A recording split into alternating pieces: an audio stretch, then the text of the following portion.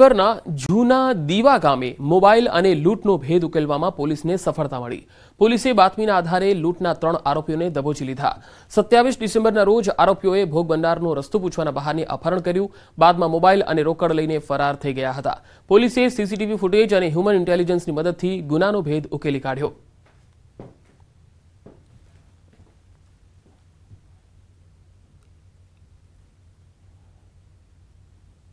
એવી સ્પષ્ટ બાતમી હકીકત મળતા તાત્કાલિક ટીમ રવાના કરવામાં આવેલ અને એમની પૂછપરછ કરતા અંકલેશ્વર લાવી ભાંગી પડેલ, જેના આધારે આ ત્રણેય આરોપીને હાલમાં અટક કરવામાં આવેલ છે તથા લૂંટમાં ગયેલ મોબાઈલ, 1700 રૂપિયા રોકડા તથા લૂંટમાં વપરાયેલ ચપ્પુ રિકવર કરેલ છે। અમદાવાદના રામોલમાં 2 વર્ષ પહેલા થયેલી હત્યાનો ભેદ ઉકેલાયો છે। સૂરજ નામક આરોપી 29 એપ્રિલ 2022ના રોજ એક યુવકની હત્યા કરીને ફરાર થઈ ગયો હતો। હત્યાને અંજામ આપ્યા બાદ છેલ્લા 2 વર્ષથી પોલીસથી નાસ્તો ફરતો હતો। જો કે પોલીસને મળેલી ચોક્કસ બાતમીના આધારે આરોપી પોલીસના સકંજામાં આવી ચૂક્યો છે। હત્યામાં સામેલ સૂરજનો અન્ય સાગરીત ફરાર થઈ જતા પોલીસે તેની શોધખોળ હાથ ધરી। પોલીસની પૂછપરછમાં સામે આવ્યું કે આરોપી અને મરણ જનાર વચ્ચે બોલાચાલી થયા બાદ આરોપીએ છરી વડે હુમલો કરી હત્યાને અંજામ આપ્યો અને ઘટના સ્થળેથી ફરાર થઈ ગયો। બીજી તરફ આરોપી સૂરજના ગુનાહિત ઇતિહાસની તપાસ કરતા તેના વિરુદ્ધ અગાઉ નડિયાદ અને વટવામાં હત્યાના ગુના નોંધાયા છે। આ ઉપરાંત મારામારી, રાયોટિંગ, લૂંટ અને હથિયારના ગુનાઓમાં પણ તેની સંડોવણી ખુલી છે। રામોલમાં બનેલી હત્યામાં પણ કોઈ પણ ઓળખાણ કે અદાવત વિના સામાન્ય બોલાચાલીમાં જ તેણે હત્યાને અંજામ આપ્યો હતો, જેથી આરોપી લાંબો સમય જેલમાં રહે અને કડકમાં કડક સજા થાય તે માટે પોલીસ સાયન્ટિફિક પુરાવાઓ એકત્ર કરી આરોપી વિરુદ્ધ કાર્યવાહી કરશે।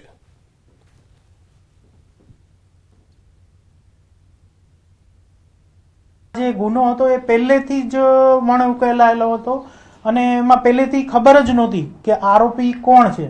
આ ઇન્ફોર્મેશન ટેકનિકલ ઉપરથી ડેવલપમેન્ટ કરવામાં આવી છે। એના આધારે અમારા સબ ઇન્સ્પેક્ટર છે બીબી સોલંકી સાહેબ અને એમની ટીમ દ્વારા વર્કઆઉટ કરવામાં આવ્યું હતું અને આ વર્કઆઉટ કરીને ઇન્ફોર્મેશન ડેવલપ કરી અને આ જે વણ ઉકેલાયેલો ગુનો હતો એને શોધી કાઢવાનો અમારી ટીમે પ્રયત્ન કર્યો।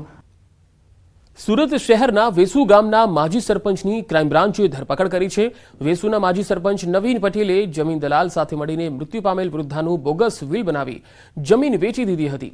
જમીન ખરીદનારની પત્ની જયશ્રી ઇન્ટવાલાએ ક્રાઇમ બ્રાન્ચમાં ફરિયાદ આપતા પોલીસે વેસુના માજી સરપંચ નવીન છીમકા પટેલ અને જમીન દલાલ પૂના મેરની સામે ચીટિંગનો ગુનો દાખલ કર્યો અને ધરપકડ કરી।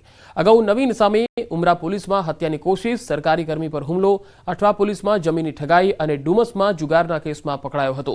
બોગસ વિલમાં સોમીબેનના અંગૂઠાની ઓળખ ભરતભાઈ લક્ષ્મણે આપી હતી, જ્યારે સાક્ષી તરીકે નવીન સી પટેલ અને લક્ષ્મણ કાનજીની સહી છે। જમીન માલિકનું 25 વર્ષ પૂર્વે મોત થયાના તલાટીના રિપોર્ટથી ભાંડો ફૂટ્યો હતો। આમાં general power of attorney stamp duty પાત્ર છે, જેમાં તલાટીના રિપોર્ટ પ્રમાણે પાવર આપનાર જમીન માલિક સોમીબેન 25 વર્ષ પહેલા મરણ પામેલી હોવાનું સામે આવ્યું। આથી દસ્તાવેજ શંકાસ્પદ લાગતા સર્કલ ઓફિસરે કાચી નોંધ નામંજૂર કરી દીધી। પોલીસે આ સમગ્ર છેતરપિંડી મામલે કાયદેસરની કાર્યવાહી હાથ ધરી છે।